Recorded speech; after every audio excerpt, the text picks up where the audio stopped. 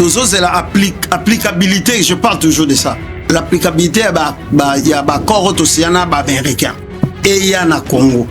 Mais avant, il y a s'appliquer. Biso na Congo, il faut vendre des sikamoko. Tu comprends que le président a biso un mandat. Il y a l'État, c'est trop se fier sur la loi et la sikate.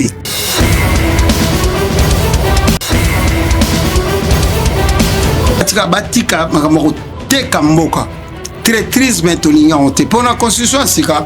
Tu vas chaper la loi, Tekimboka. Soit physio, soit tu vas pendre. Congo a sika avec notre leader président Félix Tshisekedi. Congo a sur la place à la traité.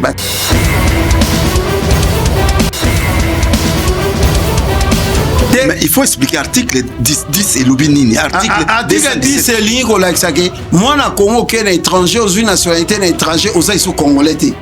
Biso lingi. Moi, na Congolais. Moi, Congolais, ok. Congolais, ok, Libanda. Aux une nationalité Libanda. Pour la constitution, au long Congolais.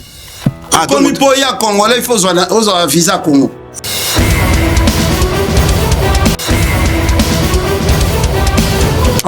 Il fallait ça pour clôturer. Ça veut dire les Jakinda là, les Safo, les Daniel Safo.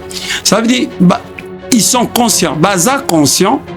Des bazar qui Congo mon bezo tala bango qui bazara ba traître.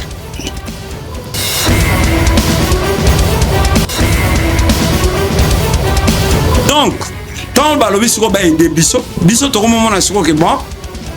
Ceux qui ont la guerre ici dans l'Est, présent, il faut convoquer les Congolais, les patriotes congolais, ou les Congolais, les soucis à Congo, pour réfléchir sur comment tu reçois Mibeko et Sika, ou Yarotambouissa Congo.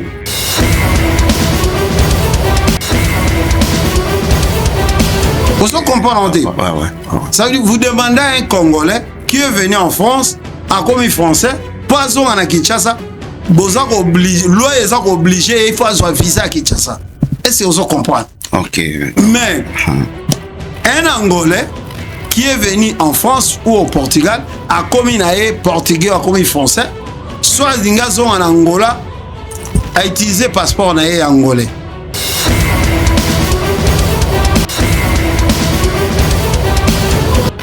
Mais ça veut dire, bisoto lingi sous congolais a une difficulté à rejoindre la Congo. Ça veut dire congolais nous se fait la nationalité d'origine. Ok, wana mabe aliboso wana. Ok, mabe aliboso wana. Mabe muso ezani.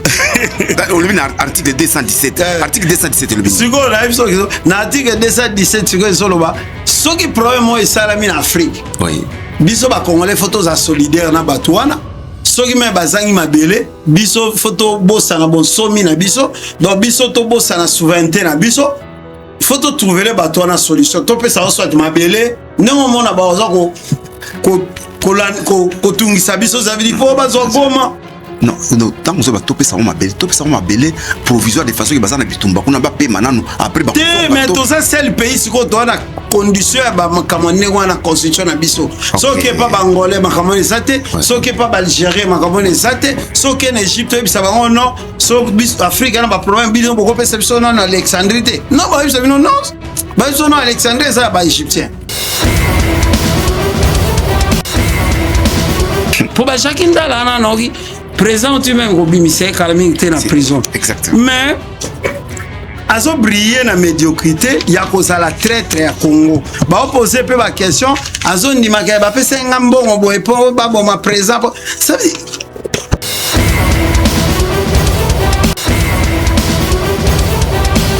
ba tona tu ba mona ndenge agression za na Congo. Ndenge ni bandiko na so ba kufa na est.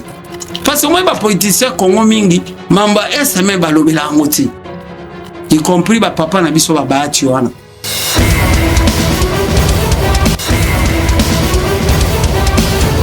Naza parmi ba oyebi na ba émission na yo, na poser question na bi mais soto comme en 2028 et que agression ezakaka Kagame aza na Rwanda.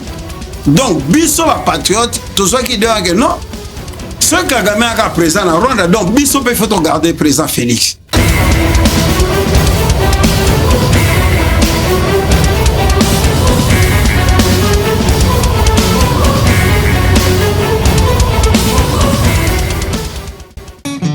Tour du monde et d'une image pendant sango bilili yekola koloba vérité mama Tombo makiadi frankwa lobaka solo Mobuki lokutana ndokise moto moko Tata na bino zabolo edongolo miso Bokoli moi na Margedon. Est-ce que n'a pas du tour du monde? Bonjour chers fidèles abonnés des magazines Banambetenge News, Panda Sangwa Congo, mais aussi Le Point Silésie. Merci pour l'intérêt et la confiance que vous accordez à vos chaînes et magazines de l'excellence. Nous sommes dimanche 15 mars 2026 et le Congo démocratique traverse une période de turbulence. Sur toutes les lèvres, tout Congolais parle d'une seule chose. Soit nous changeons la constitution, soit nous la modifions. Face à ces défis, je reçois sur ces plateaux un politicien que vous connaissez, que vous avez l'habitude de suivre. Il est avec moi, donc il y a autant de questions que je tenterai de lui poser et vous écouterez ses réponses. Il s'agit bel et bien de l'honorable Jimmy Bofossa que j'ai dit bonjour et merci une fois de plus d'honorer notre invitation. Bonjour Monsieur Ben. Et je manque des mots à vous dire merci aussi. Ok. Donc, comme nous avons l'habitude de le faire, de faire nos émissions, j'allais dire, l'émission sera bilingue parce que nous parlons du Congo, nous devons utiliser aussi nos langues nationales, c'est-à-dire nous allons associer les français au lingala. Donc, tokosolapé lingala na français. Alors, nous avons koloba awa ki nous voilà na minoko nyonso ba congolais ezala oya pouvoir, ezala opposition, ezakaka likambo ya constitution. Tout changer constitution, tout changer té.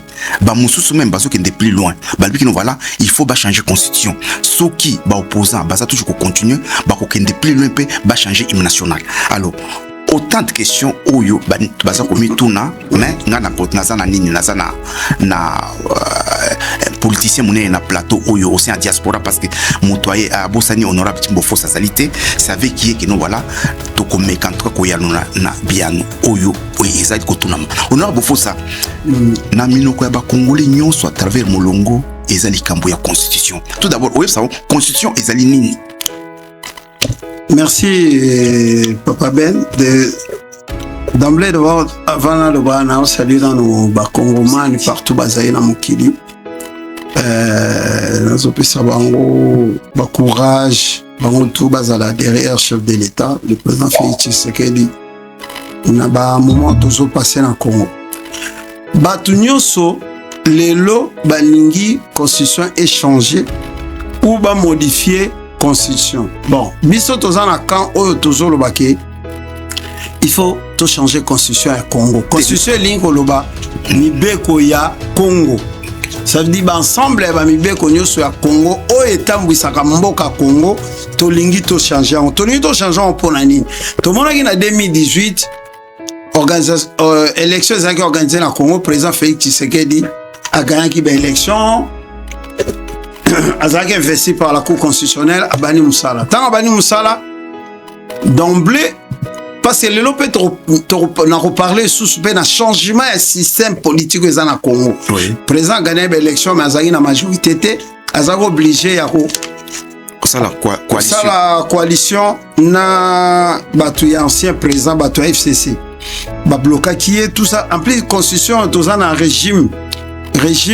Les ali modèle oyo président il faut même la mboka na Congo ba ben en semi présidentiel ça veut dire président aza pena na ba pouvoir mingité surtout que so kaza na majorité té na parlement donc aza na difficulté tout le monde président Félix Tshisekedi ndenge anyokomaki na chantage ya bato FCC ndenge ni faut diriger mboka comme aza diplomate ayebaki ndenge nini ya komeka mpe ko jongler na batouana pona ameka kame ko mene mwanda mo ba réforme na Congo et ti après 2 ans ay ko déboulonner système wana azwaki majorité yango lelo na deuxième mandat pe tant azui sous deuxième mandat batouana batomboki wana bazali na ancien président monsieur Kanabe o babenga Kabila président Félix Batouana va déclarer guerre contre Congo, va agresser Congo. Et comme agression ils ont qu'il l'autre en 2026, biso bana mboka ba patriote à solo auto soutenir Congo peut soutenir président Félix Tomonike situation tozo kenango il y a guerre et agression et communauté na complot international et communauté que président Félix moyen acha ba réforme na en place ezati donc makamuna yenyo c'est comme consacré na agression ezana est il y a ba Rwandais, ba Ougandais, d'autant aussi si ka reçoit deuxième mandat ba botoli biso Bunagana, binomo bo moniti ba ye ba botoli Goma ba botoli Bukavu. Mais makambo passé sur mingi ezali ke ba agresseur on a pena ba bundi na bango pena te. Ba bundi te parce que ba tu ba aider bango ba botolo biso ba mabele ezali ba soldat ou bazana armée na biso. Qu'on qualifie de traître. Voilà. Il y a un moment lelo, quand on pensait que tout changer pendant la constitution, parce que naza parmi ba oyebi na ba émission na posé question na bi mais surtout comme en 2028 et que agression ezakaka Kagame azana Rwanda. Donc biso ba patriote tout soit qui dit que non. Ce Kagame a présent en Rwanda donc biso peut faut garder présent Félix. À partir du raisonnement, ne sali que trop motuna et c'est président Félix Azasko na Congo na cadre moko élective il y a mandat ba PC à voter net au voter ou bien comme mutumo comme na mission il y a robimisa biso na guerre et agression à Rwanda na ba Uganda ba tona to est ça veut dire en se posant ces questions là net au combat sur que non avant que tout comme en 2028 il faut président Félix ça là tout assis sa guerre, il y a un moment Nzab Masungaki a qui proposé Naba américain projet Azaki Nango, il y a paix et tout signé le 4 décembre d'accord il y a partenariat privilégié Naba américain et signé mais et ba américain bandimi que ba aider pe Congo. Donc tant ba lobi siko ba aider biso to moment na siko que bon ce qui a la guerre ici na est présent, il faut convoquer les Congolais, les patriotes congolais, ou les Congolais, les soucis à Congo, pour réfléchir sur comment Congo. Voilà, ok, donc Lelo, nous sommes venus parler de la Constitution, comme je l'ai dit à l'introduction, nous sommes venus parler de la Constitution parce que sur toutes les lèvres des Congolais, on parle que soit du changement, soit de la révision, soit de la maintenance. Alors, honorable Boufossa, notre constitution 18 février 2006 a été élaborée en Afrique du Sud. Alors, dans cette constitution, la constitution de la République démocratique du Congo est composée d'un exposé des motifs, d'un préambule et de 8 titres divisés en chapitres regroupant au total 229 articles. Oui. Mais cette constitution, en 2011, elle a subi une modification. Elle a été révisée, Elle a été révisée dans ses chapitres, dans ses articles 71, 110, 126, 146, 197, 198, 218 et 226. Alors, dans l'exposé des motifs Bazo Lobaboui, depuis 1960, Congo a toujours un problème. Problème yango Congo zaranini, problème il y a légitimité, il y a ba institution na bato bazo kamba yango. Vous en avez oui.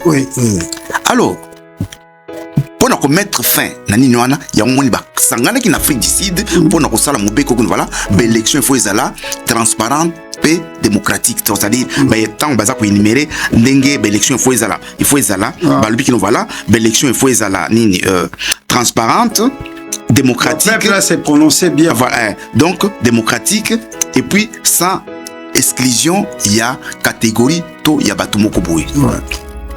Alors na kati ya constitution pe ba déterminer ki ba mandat ya moto yo akokamba. Boni. L'article 70. Boni, Félix Tshisekedi na pouvoir. Asali mandat na liboso malamu. Et comme la deuxième mandat na ye, nungu et pimi qui nous voilà, il faut que la constitution échange jamais. Yo za politique. Non, le problème est Zalini, nous côté na deuxième mandat, ya on ebisa yo. Na deuxième mandat ponani, bayini ya Congo, ba traître, bato tout balingi parce que ba kanisa ki ceux qui m'appellent Félix pouvoir d'après bango. Ben élection Félix a gagné en 2018, bato en face, bato ya présent Kabila, groupe na bango tout bato FCC. Bango ba kanisa ki ceux qui m'appellent Félix pouvoir dans 6 mois, dans 1 an, barobomae, baro retirer ngo parce que pouvoir eza bango. Wana za makanisi na yo bi za makanisi na bango parce que za makanisi na bango po biso moni yango pe. Na ba acte ba basaraki. Voilà. Bango ba moni yango nengo. Parce que pourtant on comme na deuxième mandat. Oui. Pour na ba élection salama. Ancien président a sengaki na groupe na union so muto se présenter à l'élection anati. Oui. Et il y a préféré ce qu'on a solution moussous. Ça veut dire que la président Félix Namakas. Ça veut dire ça dit que et empêcher na deuxième mandat tout au vivre tilelo et empêcher ce que président a tia programme na yé oya prometa qui peuple na atsa la réforme ya mboka ndega ba no kanisa mais magepe ba bundisi mais ozomona président Zobunda quand même, il y a la moi bas réforme na Congo. Malgré ba imposer guerre, nous sommes azotonga ba université, azotonga ba balabala, azotonga ba école, ba hôpitaux, malgré ba imposer guerre na est. C'est moins totalement. À ça la réforme, oya prometa ki biso ezate parce que na 6 points à prometa biso bana Congo. Mais tilelo misusu moi ça lango ezate po tous les jours faut bisa mbongo bato ba binde guerre ezalaka mbongo tout et comme que na guerre comme compliqué mais malgré ça président Atika est toujours fort avec sa diplomatie à autant mon monde entier à collaborer partout il y a au moins obtenir accord wana na le ba toujours il y a le 4 décembre na ba américain aujourd'hui tout comme ba partenaire il y a ba américain dans le lot tout comme la position sur que bidemi faut pas ça keba poto biso to komi na ba américain yango moni biso to zui de wana ya mbok po Congo za mboka na biso mais président moi lobaki muto ko empêcher bana Congo to sangana to réfléchir si mboka na biso te muto ko pekisa biso azate ça veut dire biso to moni le loke président na position s'est retrouvé eza yete biso bana Congo ba patriote ya solo o balingaka Félix na tante po banda 2018 ti lelo batumsu ana olinga ba président Félix c'était parce que congolais za ndeni o memi mwana yo comment mema mwana na équipe mo ba s'entraîner yo mo la boka 5 heures yo mo ça mwana na so komika star batutu ba epemeno mwana biso bona ume tangu yo zonyo kwama mutazaite biso tant tonyo kwa maka tonyo kwa mina ba nyo so ko défendre président Tshisekedi moi les gens ba kizanga même que ba réunion IDPS et ça maka dans magasin na Paris nga ba tumbanga ba voiture nga ti lelo so muto ofinga président Félix Boendamboé o ba bozo ko échouer ba tunsu ba komisaka ne so ba boninga kaka a président na bino biso to ba rien to soutenir kaka parce que ba yebaka muninga solo la tango passe ba o lelo ba kombiso to moni siko ke président komine na mission moko divine ya ko bimisa biso na malheur to sanango siko biso siko bana Congo to lo wake tant soki guerre wana sili to ko sangana to réfléchir to tsela ko 2028 te to ko sangana to réfléchir si mboka na biso ndenge nini faut to tambwisa mboka na biso na ba loi ya sika na makambo ya sika. Et Torobanga pe mutu tepo mutu pas royer bank sa biso tepo a repexer biso to réfléchir sur le Congo. Non, ça c'est la menace ou non? Non, c'est pas une menace, c'est juste une détermination. Il y a cause à la Congolais. Ok, donc une détermination d'être Congolais. Alors voilà une question parce qu'il y a plusieurs questions en tout cas que je vous poserai en tout cas sur ces plateaux. Alors la première question parce que Félix après qui serment la constitution. Oui. Alors Moutona Liboso Ezali, quel est le mal qui est dans cette constitution que vous tenez mordicus à changer? Non, en tant que des peuples, un peuple souverain. Mabeza wapi? Biso siko problème na biso ezali ke. Tozali na besoin sans guerre ezana Congo. Président Félix a réformé Mboka. Pour Mboka penda ekufa. Bateau va gérer 20 ans. Tokeno à côté à présent Mobutu, à présent Kabila te mais bateau va gérer Congo 20 ans passés ba échoué. Bachoué na nini na. Problème na ezali na lingi na expliquer le mot. Problème na Congo toi na oni. Confusion eza trop na mito bateau. Ça veut dire nga quand on a longwe Kinshasa par exemple na 92. Ouais. Nga tika ki gouvernement na tika ki Kengwa Tondo. Na tika ancien ministre, ancien premier ministre Kengwa Tondo akangi université na biso na campus na université ya Kinshasa akangi yango en 92. Ben étudiants ba ko revendiquer ba boss to na revendiquer makamudele. Tant akangi sur biso to bimi to e ba poto. Sko différence des années. Ezana ba to musu ba uta na Zamba ba na Kini. Bobana ki je crois ba comprendre makamona lo ba congolais. Ba to musu ba uti intérieur ba Zamba honorable pour ça. Ba uti Zamba parce que ba to fidèle ba ya na 1997 ba uta Zamba 97 na rébellion. Quand je parle de bateau ba uta Zamba, ils a Afdel. Afdel. Pour ba to musu ba ebi na mo quand je parle d'Afdel ba ebi na Afdel Tepo bango bazala na haine ba finga ka Félix de Balingi. Faut te expliquer bon OK na 1997, oui. Comme on dit ici en France, il y a un mouvement des rebelles qui sont venus, il y a un mouvement des rebelles qui est venu à Kinshasa au Babengana président Mobutu. Ouais. Babengana Afdel. Élection Afdel. Afdel les alliés alliance oui. Des forces de libération du Congo, des trucs comme ça. Des forces démocratiques. De libération. Okay. Bon, ils sont comprennent que ça a libération. Il y a ne peut pas occuper bien. Donc il y a un Congo.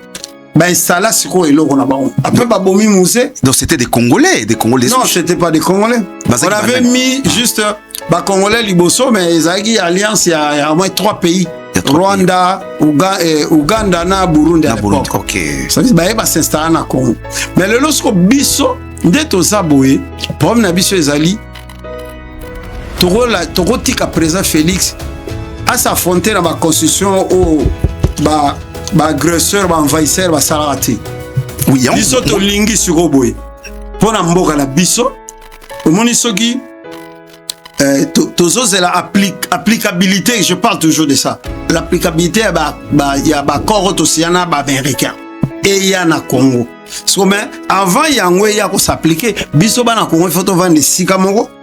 To comprendre que président na biso azana mandat il y a l'état te pas c'est trop se fier sur na loi ya sikate mais ngamoto na ngai izaki voilà ma benini o ezali na constitution na zola kisao constitution wana tozala ngo sous besoin ti pour président na biso lelo akomi neti na mission moko je te parle de mission divine mission moko neti ya kobimisa mboka na biso na enfer non mais honorable pour voilà. Ça il faut yango biso ba congolais to décider au sangana to réfléchir tant to réfléchir ensemble na yango toza na besoin de sous ya constitution o ya Afrique du Sud to ni sikoyo ba espère ya bana Congo o ya mayele ba ya sikoyo ko sala biso constitution oyo makambu ya article 217 ezalate article 10 ezalate mais il faut expliquer article 10 et lobinini article 10 et lingo la xake moi na Congo ke na étranger aux nationalité na étranger aux iso congolais te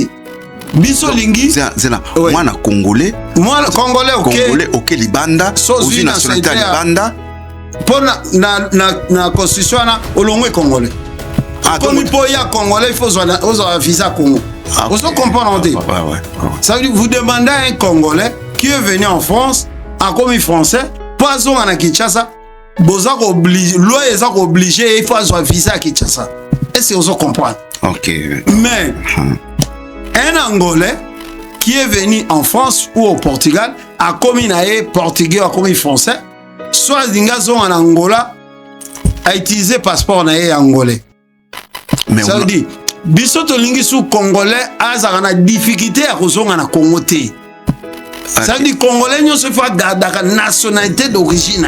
Ok, wana mabe aliboso voilà. Ok, mabe aliboso wana. Mabe muso ezanini. Le article 217. Article 217 le bin. Siko na article 217 siko soloba. Ce qui problème est salami en Afrique. Oui. Biso ba Congolais photos à solidaire na batouana. Soki me bazangi mabele biso photo bosana bon somi na biso donc biso to bosana souveraineté na biso photo trouver les bateaux na solution to pesa soit mabele ndenge mona ba oza ko tungisa biso ça veut dire po bazo goma non tant que to pesa mabele provisoire de façon que bazana bitumba kuna ba pe mananu après ba mais tout ça c'est le pays siko to na condition ba makamone wana constitution na biso soki pas bangolais makamone sate soki pas algérien makamone sate soki en Égypte bisa bango non so bis Afrique na ba problème bidon boko pesa biso na Alexandrie non ba bisa non ba biso na Alexandrie ça ba égyptien. Ok, donc voilà. Mabe ya liboso ya constitution yangwana outi ko yanula bande ko boyoki ndenge honorable fosa outi ko loba donc bidon apesi bien apesi bazan dakisa article 10 ouais à part article 10 na constitution dos annonces au président penaza na pouvoir ti eza semi présidentiel ça veut dire soki lelo ba élection sami avant président nommé premier ministre il faut bakuna na la majorité parlementaire est-ce que nani banani baza majorité biloko on a tout tolinga ngoti tolingi to passer na étape musu par exemple nga personnellement proposition ngezali na sala quand même na tindela go na journal moko ba publier on a qui ça nga solution ngezali il faut présent à biso na beaucoup de pouvoir. Je ne dis pas totalement le pouvoir. Plein pouvoir. Plein pouvoir. Azala, tous dans un régime présidentiel. Je donne par exemple aux USA en Amérique, aux États-Unis, avec Trump. On sentit que Trump a le pouvoir. Oui. C'est le régime présidentiel. On a la ligne, constitution, la biso à Siko Torosala, tous dans un régime présidentiel. Et puis ça, président Fachi, pouvoir. Il y a quoi agir parce que Yemutu a rendre compte au peuple. Ça veut dire Makambutu est à la sous-direction même pour la nomination à gouverneur. Et ça résulte que ba député provincial ba Elisaka ba gouverneur. Non, président Félix a la vision Yemoko ya nommer ba gouverneur et a gérer bango parce que Yemutu a rendre compte au peuple. Ozomona na biloko en tout. Donc toni système il y a t'imagines, par exemple, dans un système politique au Congo. On a un exemple, Messi Bahati. Par exemple, je te donne. On viendra avec baron politique. Donc, nous conduisons d'abord ma belle constitution. Oui. Donc, constitution, ils ont affaibli le président. Il y a un moment que le président, il part à la ministre, c'était du Cambo. Le ministre, on a eu tout na yémé. Ça veut dire, le président, vous doit avoir pouvoir, il y a un parce que pour un premier ministre, il y a opposition, c'est compliqué. On ne peut pas réformer le Congo dans la constitution. Ok, donc, honorable Bofossa vient d'étaler le mal que contient la constitution actuelle. Raison pour laquelle il tient mordicus à ce que cette constitution soit changée. Alors, honorable Bofossa, mon ami Balesiko Yangoyo, hein? Oui. Pourquoi faut-il changer cette constitution qui est maintenant? Parce que Félix a eu le pouvoir depuis 2019. Mais pourquoi changer pas Siko? Kasi maintenant tu as vu ça mandat président Félix ezokende tina 2028. Mais biso bana Congo solo ba patriote biso bana Congo nazo expliquer au monde. Biso toza ba patriote, biso toza bana ya Congo ya sans toza ba congolais sans intérêt. Congo pesanga mbongo te, je suis congolais, je suis fier d'être. Bisonde tozo décider sur que président direction ya zanango actuellement. Biso ba congolais to comprendre que azan na mission kolongola Congo na place oyo ba inia Congo ba kenda ko tia Congo. Oui. Ya omone na bokta ko kusoka pouvoir na Bukavu lobaki aibisaki ancien président nigérien que non avec moi ça passera pas. En puis bato ba o kanisa lelo. Il faut te expliquer bango que président Félix Tshisekedi iye mutu aloba non na Kagame. Ayisa Kagame moi makambutu olosa na Congo. Olala na Gombe, olala na Bukavu, olala partout, c'est fini. Avec moi Félix Tshisekedi makambu ko sa maisu ndenge yozo kanisate. T'as parrainé l'ancien président pendant 18 ans. au kotisa fidèle na Congo banda 96 babengana Mobutu 2001 bobomi Kabila 96 97 dans 2001 bobomi Kabila yo moni ba Congolais mingi Kabila ba Congolais mingi leo baza surpris na makambo mibele mais biso yeba ngo déjà qu'avec président Félix et qu'on passait ndenge mona Kabila te Kabila était au pouvoir na kin mais c'est Kagame qui dirigeait le Congo bato ba kama lelo ba so Félix ce qui Félix était mais Kagame mais c'est Kagame qui dirigeait le Congo donc baza en retard biso ebeke Kagame dirigeait le Congo à travers Kabila. Moi j'ai vu des photos de Kabila quand Force Patriotique et Zouaki Kigali Kabila était le garde-corps de Kagame. Mais ceux qui sont là-bas, Mikolo na Congo, on va comprendre makambu, ya mboka te, le long de bazo kansake, Félix, non, Jo Félix et ça Kagame, non, et ça Jo Kabila qui m'a Congo, bah tu faut se réveiller. Pourquoi biso, tozana, tobane ko comprendre makambu wana rapide, bon ba comprendre lelo. Non. Biso il faut tout soutenir président Félix Tshisekedi comme il a une mission divine. Il a une mission à Robisa qu'on la passe. Pour retenir compte sur la constitution. Donc, ma 2028, on a battu bossa. Oui, voilà. Honorable Bofossa, ici, nous sommes venus parler de la République démocratique du Congo. Oui. Nous sommes venus parler de la constitution de la République démocratique du Congo. Oui. Qui, à son sein, a des articles et titres. Oui, oui. Alors, Félix a prêté serment sur cette constitution. Oui. Pour exercer son premier mandat. Oui. Dieu a fait grâce qu'en 2024, il a rempli pour un second mandat. Alors Félix, il savait que nous voilà, il n'a que droit à 2 mandats. Alors quand maintenant, vous quittez des mandats pour la 2023 mission, voilà 2023. Alors quand vous quittez maintenant de mandat à la mission, oui. Nous quittons des mandats électifs à la mission divine, comme on dit, ou mission patriotique, parce que tu comprends que tous en bangune belé na mboka ba infiltré ba koti trop ba traître ba congolais op ba accompagner ba infiltré na mboka na biso o balinga Congo te ba préférer qui ba appuyer prédation ba piller biso tout ça ba za belé surtout que na Congo tous comprendre on dirait que héritage à l'église catholique na Léopold II ils ont continué à compter biso et au moins ils te comprennent les lots il faut te sauver président Félix pour sauver président Félix et ali lelo il y a qu'on comprendre que moi na mboka azana mission moko ya bakoko ba pesier il y a ko benga na banguna na mboka voilà. OK donc yango il faut constitution toni ko mona ngo souté. OK, donc conscient autour comme on a monté parce qu'effectivement donc argument avançant en tout cas ça tient ils ont tenir dans la mesure où par exemple muto botami congolais abimi à quel libanda na libanda peut-être pour na ba vie autour na libanda awa azui nationalité mboka moko boye mais tant on ngazo na mboka na ebo ça vraiment ça visa tout ça visa peut-être que mboka moko mais ba koko na biso ba osepela ngote comme même bakoko na biso ba osepela ngote. Alors maintenant on aura pour ça face justement à cette agitation, quelle est la place de l'opposition congolaise? Il y a un politique.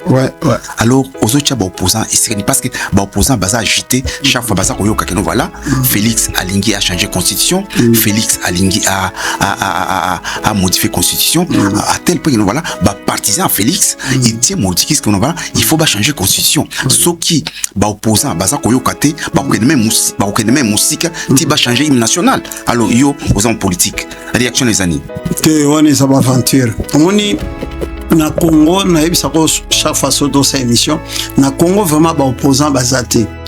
Na Congo ezaka na bato yo. Non, ba opposant bazate parce qu'il y a une loi qui reconnaît. Non, loi na constitution ne reconnaît ba opposant mais c'est quoi na vécu na biso net au vivre na Kinshasa parce que toyebani quand même. Na Kinshasa na toyebani. Mais c'est un tel, toyebani. Mais c'est quoi rôle ya ba opposant ndenge bon au moins biso to en France ça ndenge biso to combat peut-être politique peut-être toi na tort j'ai dit peut-être mais ba opposant ya solo ba s'opposaka par rapport à programme il y a présence en place par rapport à ce qu'il fait pour le peuple. Mais au moins, opposant à Bisso, bazane na haine. Au moins, comme moi, Félix Tshisekedi, parce que na évité l'oroni comme moi, ne beta wana mutu. Ça veut dire même Félix a salé l'or comme l'amour. Na Congo, opposant à Baboya Kaka. Bazana ka Baboya Kaka. Ça veut dire c'est des gens qui veulent pas construire ensemble. Donc, na pays organisé, na pays même y Afrique, tout en nom indélité. Opposant Yaka, a un programme, il y a président. Oui. Président a élu, il y a un programme. Azo surveiller ce programme. Au lobago ça la peuple, pourquoi ça la honte? Alors lobago ça, en plus pays les appels à Kimia Mouto ça la, a tcha ba réforme en place. Mais avec le président Félix Tshisekedi des années, bon opposant, non ancien président, a commandé rebelle, a kena quand opposition militaire, na ba bato ba opposant na Kinshasa, bango tout bazo soutenir PKK. Ba parti militaire wana ba opposant ba rebelle wana. Donc en fait opposition civile et sangana na opposition ba rebelle wana ba agresseur wana. Donc ba sala bloc moko ba lingi même pas présent à appliquer programme naïe. Il y a un problème. Même l'église catholique, parce que ngaku na ko reconnaître l'église catholique pour bon baza pena ba vrai opposant ici il y a régime à président Félix, il y a Congo. Donc bango balingi basala ba dialogue ya bandenge na bango, oui que na Congo to sala ba dialogue ebele biso to lemba même. Waka bato bakutana place ba lobela mama Congo, non Congo o bato il faut ba lobela ezali vie ya population. Congolais azoli ndenge nini? Congolais azo vivre nini? Mwana Congolais azo tanga wapi? Bafutaka papa na combien? Vie sociale ya ba Congolais. Yango nde ba politicien ba musala ba politicien zali ya ko solo la ko réfléchir comment ko améliorer le bien-être ya peuple. Mais on a biso comment pour ba ndimanga na zo opposant, il faut na kima na bibi na Congo na kimi na kena na Kigali na kangi photo na. Non mais regarde-moi des Congolais au ba comme fier so ba kangi ba photo na ba Rwandais. Moi j'ai pas besoin. Nga Congolais ndenga na za jimbo fosa na za boy na kima pays na nga Congo. Pona ke na Rwanda na kanga photo na ba miyibi moko bo za fier na pays na bonté ba ka oyibe pa na biso muyibi azo yibe pa na nga ce que fona ke ne pa na sengembo non. Voilà ba point zoza nango yango moni biso to ko soutenir président Félix Tshisekedi jusqu'à ce que to changer constitution à ko réformer mboka en plus ngako to proposition na ngezali ke tant au président Félix Tshisekedi a président, il y a Nouvelle Congo, il y a nation congolaise, il y a Sika avec constitution Sika. Ba mandat ba président na idée nanga, ba mandat ba président, il fait ba no dépendre sur yo na croissance à Congo. Misalo président nazo sala. Au moins na Chine, batika ki Jinping avant de libérer passe azo sala ba koma na mbongo moko do pays budget comment. Bah comment même là on appelle ça comment? Bah comment na ba excédent budgétaire il y a ba milliards ba bino Jinping vandana. Un jour biso peut-être au salon on a président Félix Tshisekedi. Mais président honorable Boufossa. Oui. La comparaison n'est pas raison. D'abord c'est que Chine, situation en Chine, la situation à Congo, ils ont des mots. Non, je dis dans la nouvelle constitution. Tant au ça on a vu sur ba Congolais, il y a Sika.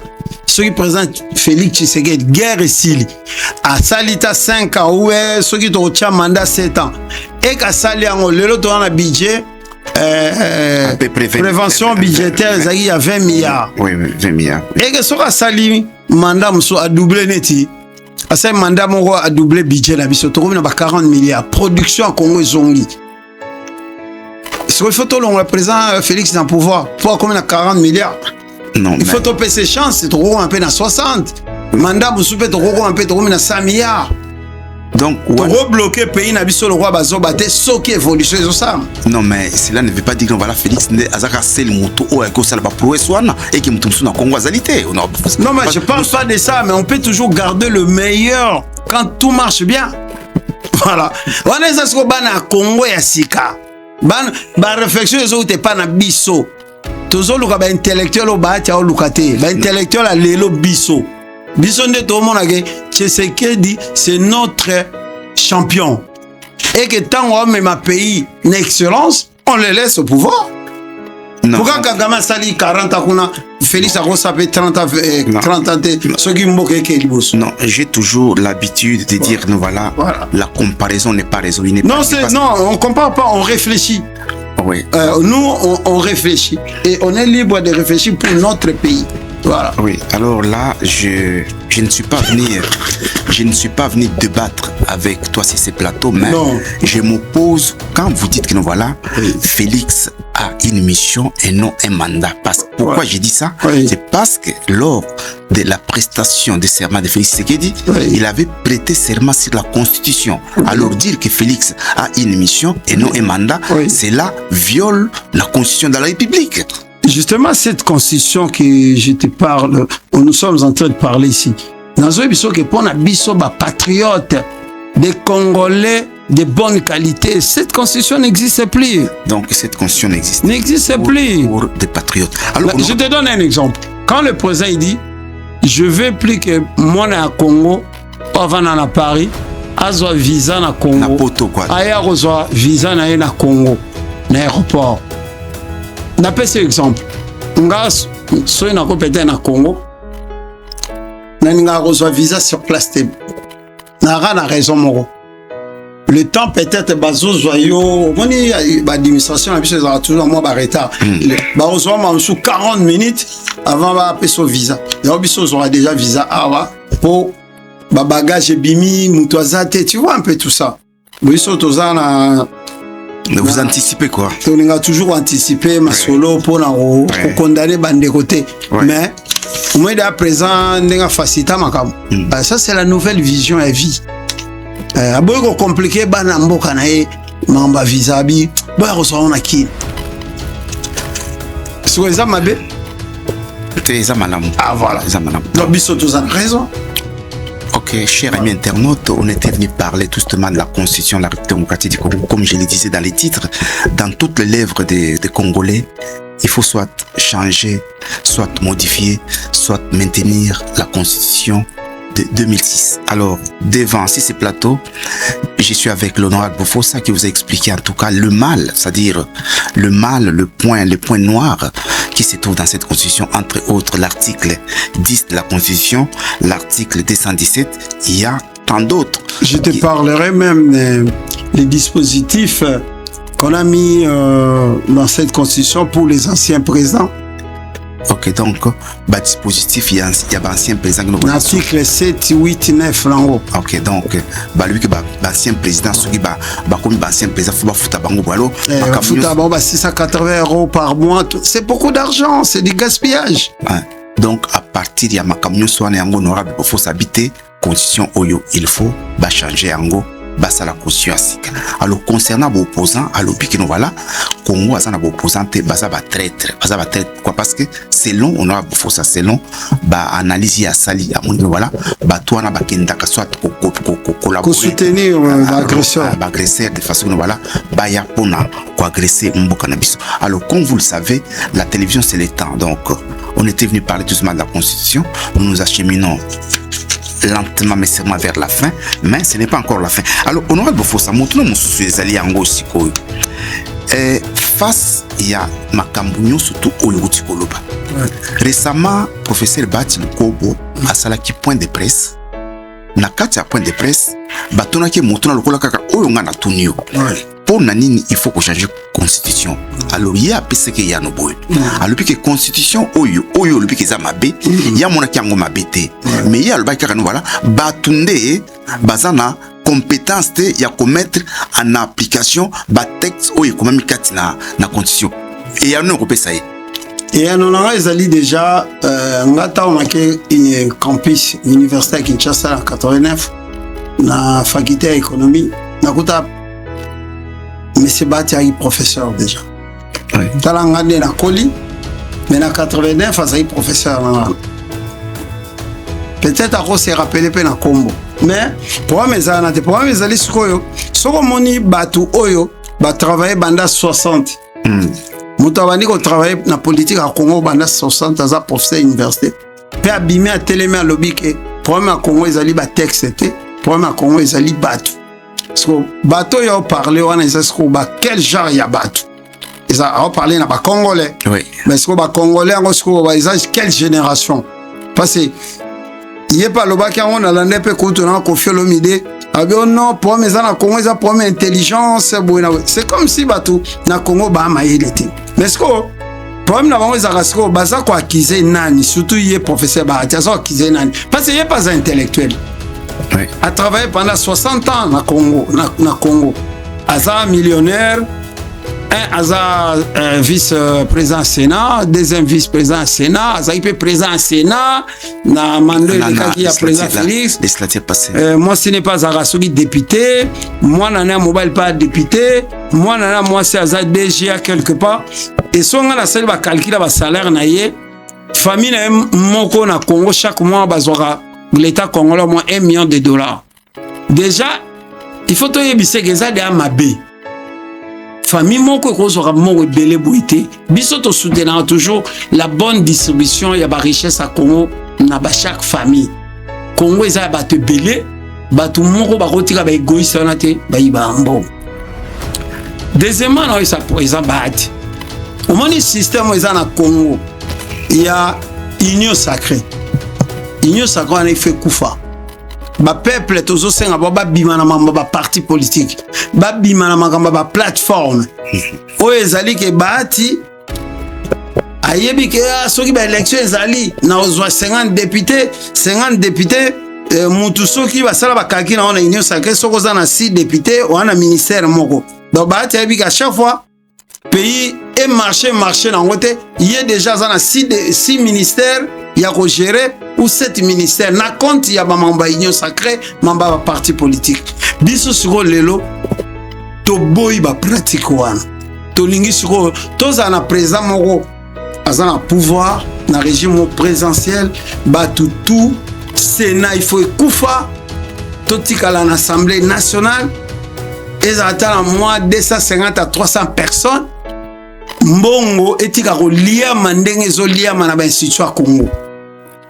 Voilà ba réformer ça là parce que ceux qui Congo eza réformé té ezali catégorie ya ba to lokola ba intellectuel à Congo lokola ba bati na ba groupe na bango to wana. Bati il peut avoir je crois Bahati a 75 ou 80 ans. Non, c'est 77, 70. Voilà, dans aucun vers 80 ans, il faut y avoir biso tozana on a ba cinquantaine, donc to ko gérer pe na place à Bango. Congo ça Bango ta. Congo il fait ça local équipe de football, une équipe nationale. Ba coach il faut ba changer Bango. Au moins une équipe de na émission mon pays ils a géré comme une équipe nationale. Chaque période de rose à la coach là et rose à peine la génération moro ya ba joueur ba yé na Congo to saka la ba Kakoko ba Mayanga après il y a qui période je crois ya ba Motubile Santos ba Kabongoi ba Kingambo Lumba ba Kingambo ba joueur rebelle ba Mobati tout ça après ba génération monsieur il y a ba jeune monsieur ba ya kiti lelo to comme na génération tout le monde a lelo ya ba capitaine même. Voilà. Donc papa na biswana avec tout le respect Bahati. Faut ba lelo peke ezara bango bazana monopole wana ko réfléchir sur le Congo te biso petoye bana na bango toye toujours réfléchir pe to même moi innovation par rapport à lelo. Au monde en France par exemple Jean-Marie Le Pen, Laurent Fabius, Baloba Raïsouté, comment va conseiller à pays, Ningi Bazana Cour constitutionnelle, Laurent Fabius, comment président à la Cour constitutionnelle, des Philippins, Vanda, intervenir on peut savoir conseil sur la vision du monde et tout ça. Jospin Azali, mais c'est retiré la Cour constitutionnelle, village et tout ça. Donc, il ne faut pas comprendre que Makamboube a une génération comme il faut s'imposer. Ponga, par respect, na biso Bantou, na revendre la plateau monté na professeur Roi Bahati, n'a pas na contredire. Na ndé biso to vivra na Bantou, ils a déjà possibilité. Mais Bango, il ne faut pas comprendre comme un musicien il dit, il faut savoir quitter les choses avant que les choses te quittent. ça va papa ati ba génération na tous les lots ba luka biso tozo ba place et bango baza ba conseiller dans la relève. Voilà. C'est un peu ça. Babylone mususu ba sortie médiatique mususu. Par exemple, lui dit qu'il est loyal au président. Il va chez le président, il lui dit je suis loyal devant le président. Oh, il y a Zadi na mandat moko électif. Il y a vota ba député provinciaux et ba député provinciaux ba voter. Maintenant, comment rôle baza loyal et pas président? Abosa Moussa na qui député? Non, peut-être parce que les présidents. Mais peuple a comprendre que il y a ça kuna pona bunda pona peuple. Mais tant que derrière le babopé devant président, biso to lobanesco à lobby. Puis nous ne sommes pas, nous soutenons le président. Mais tant qu'il y a lobby, il n'y a pas bossé un rôle naïe. Et on a rappelé qu'il n'y a pas intellectuel Congo. Abunda pour le peuple. Bah député, bah sénateur, il faut baser la loyaux envers le peuple congolais. Donc voilà un peu ça. Il y a un monument comme Bébélé. Tout ça, la constitution il fait changer parce que le Sénat il faut bon mango et ça sauter. Assemblée nationale, il faut tout à moins 250 à 300 personnes. Donc il faut pouvoir en tout au pays on a présent pour réformer Mboka. Comment batu bazo linga comprendre bazo compliqué opposant. Ok, donc voilà. J'allais en venir avec des opposants. Alors honorable Bofossa, comme je le disais, la télévision c'est le temps, donc nous sommes presque à la fin de tout cet entretien, mais j'ai une avant-dernière question, parce que comme je le dis souvent, la télévision c'est le temps. En tant qu'homme politique qui soutient, ou je ne sais pas ta position. Le Congo, je suis indépendant, mais je soutiens le Congo et le président. Ok. Alors, j'aimerais assez que tu puisses en tout cas être bref. Oui. Quand tu regardes les hommes politiques congolais actuels, oui. Et là qu'on nous ça bango. Les hommes politiques actuels, surtout les hommes politiques de l'opposition. Non, mais l'opposition en général, mais je vais leur dire qui restent des patriotes, qui aiment d'abord leur pays, Balinga Congo, Batika Teka Mboka. Très triste maintenant, on te pour la constitution, c'est que tu vas rechaper Balwana, Teki Mboka, soit physio, soit tu vas pendre. Congo a sika avec notre leader président Félix Tshisekedi, Congo a sur la place à traiter, traiter tout, nos Sibir, Kao, traiter Sibisa, na France par exemple. Voilà. Ok, donc traître on les alimbela ya honorable Jimmy Bofossa alabi kino voilà traître sous bazo continue kaka beaucoup sibir so oyo français traître français sibisa qui na 40-45 alors honorable Bofossa oui montona souke zabui na makambo nyonso ndenge utikoloba c'est vrai au PC argument pourquoi il faut qu'on se échange jamais alors ce que motuna asuki za boy na ndenge makambo ezo kendele est-ce que na 2028 élection kozala to ekozala te te brevant na vision biso ba patriote to ça nango bato bazo penser que na 2028 élection ezala na isi ba batika élection ezala te ezala te parce que biso tolingi to définir nanu nouvelle façon ya ko gérer Congo parce que moment avant il y a ko salba élection ko se précipiter pour il faut boyer ko bonga te non bato na to ba mona ndenge agression za na Congo ndenge ni bandiko na so ba kufa na est parce que moi ba politicien Congo mingi mamba est même ba lobela ngoti y compris ba papa na biso ba baati wana est za ya za original est. Et là, nous disons guerre, na Équateur, na Mbandaka, na Guado, partout. Nga na yaka na lobela angote. Nga za originel, il y a Équateur. Donc, opposant balinga Congo. Et là, makasi yango wana. Balinga Congo. Balinga ke Congo to sana bomoko.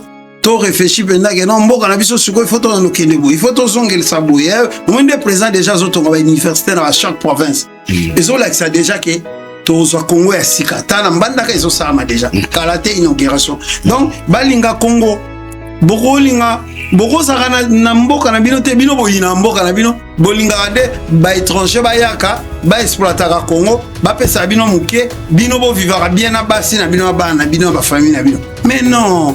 Nous voulons l'intérêt général.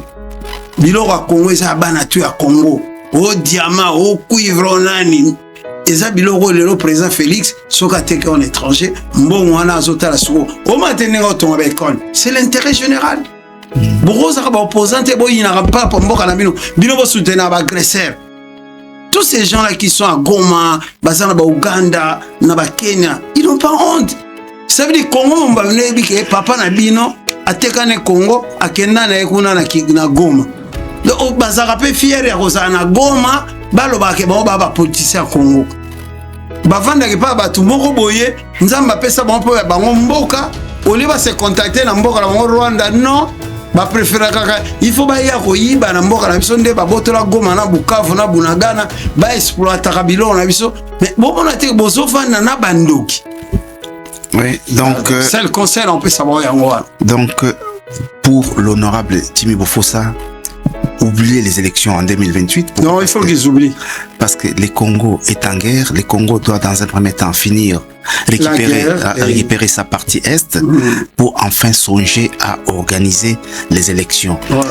Par conséquent, Félix Tshisekedi restera, comme disait à l'époque l'ancien ministre de la Communication Lambert Mende, l'ancien président reste en fonction jusqu'à l'élection du nouveau président élu. Alors, une question de curiosité honorable Bofossa, mais là, vous allez un peu plus vite. Oui.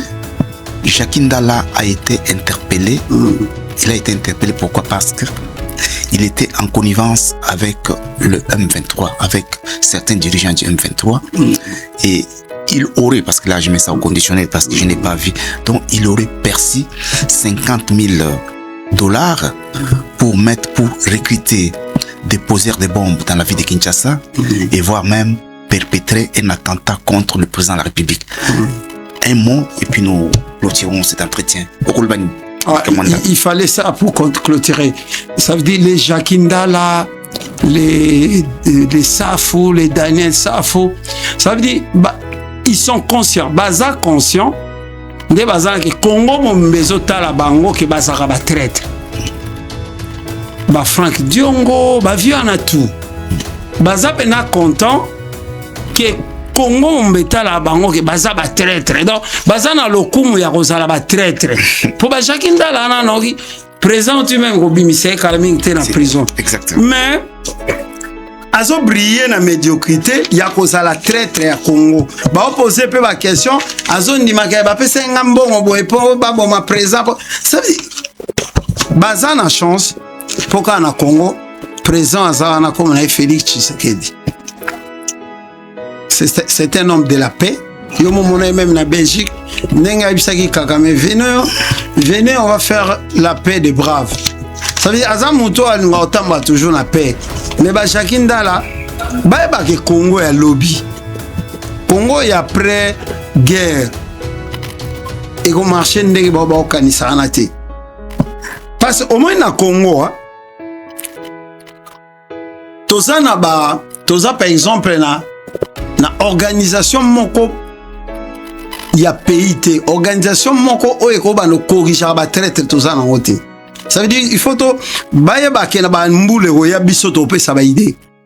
On aura des moi même en France baza pe na ba organisation ya l'état et ya makambo na ko lo bango na TVT que soza traite ba s'occuper non bango mo ba français. Ba to na ba continuer ba théâtre ba sala mais et qu'on soit fin. Bientôt. Donc, voilà. Vous... Moi, ce que je demande, c'est à tout le peuple congolais d'être derrière le président Félix Tshisekedi pour l'applicabilité à l'accord sur le 4 décembre dans l'Américain. Voilà. Ok, donc vous qui trahissez les pays, le jour viendra où votre sort sera connu de tout le monde. Alors, nous sommes tout justement à la fin de cet entretien. Un dernier mot avant que je puisse clore l'entretien honorable Bofossa. Un dernier mot. Ouais, je profite pour saluer. Tu sais bien que j'ai une fondation, Espoir du Congo. Et nazana ba membre ba Hollanda bazokota mutu alingi pe akota aye na boutique na Marcade 21 na 18e na boutique Casa Diabramo mutu alinga a rejoindre ngai akota fondation na biso Espoir du Congo. Na saluer mutu conseiller na monsieur Ambara de Saint-Ouen le capitaine. Na salué vient Jean-Pierre Bemba, toujours dans patriotisme, on a l'accès biso, continue dans haut. Et puis, on a la masse Paul Djunga, on a toujours wana, les grands maîtres et les grands juristes. On a salué Massalanga Jordache Diala, Azana Kinshasa, les grands journalistes aussi, et mon vieux Badi Banga aussi, na Kassavobo. Voilà, on a remercié papa Edino Image, Moutazo et Debiso, to réaliser l'émission avec papa Ben, tout ça, je vous remercie tous, merci. Ok, en tout cas, merci beaucoup. Quant à moi, je dis en tout cas un grand merci justement à la personne qui m'a aidé en tout cas à réaliser cet entretien avec l'honorable Boposa. Je vois les PDG Edino Image, voilà. Mais je dirais aussi en tout cas, je ferai aussi un grand coucou à Gilles Papa Nakitan et à sa femme Doris, sans oublier tout justement mes amis Odon Lufungula, Afo Diaba, Serge Bambia ainsi que sa femme Olga. Je n'oublie pas Lukusa aussi. C'est un ami aussi qui m'encourage. Ok. Alors, j'appellerai en tout cas à tous les Congolais vivant en France, surtout à Paris, de contacter l'agence Fondation du Salissi chez Emma Meya. Voilà. Donc, si vous avez des problèmes d'assurance, d'envoi des colis à travers le monde, contactez la Fondation du Salissi chez Emma Meya, qui c'est Emma Marcadet 31. Donc, Paris 18e. Marcadet 31, Paris 18e, nous sommes à Paris. En tout cas, quant à moi, je vous retrouve la semaine prochaine dans un nouveau numéro. Portez-vous bien. Alors, attention, parce que là, j'ai oublié de saluer vraiment une dame, de faire du côté de Clermont de l'Oise. Oui. Il s'agit bel et bien de Divine Pongo du côté de Clermont de l'Oise. En tout cas, des grands coucou maman Divine Pongo. Oui. En tout cas, je vous retrouve les dimanches prochains dans un nouveau numéro. Cela dit, portez-vous bien et à la semaine prochaine. Au revoir. Wow. Okay. Tour du monde, Edino Image, Banda Sangobilili. Yekola koloba vérité mama, Bambo makiadi Francois lobaka solo ye. Mobuki lokutana ndokise moto moko, tata na bino zabolo edongolo miso ye. Bokoli moi na Margedon. Est-ce que n'a pas dit le tour du monde?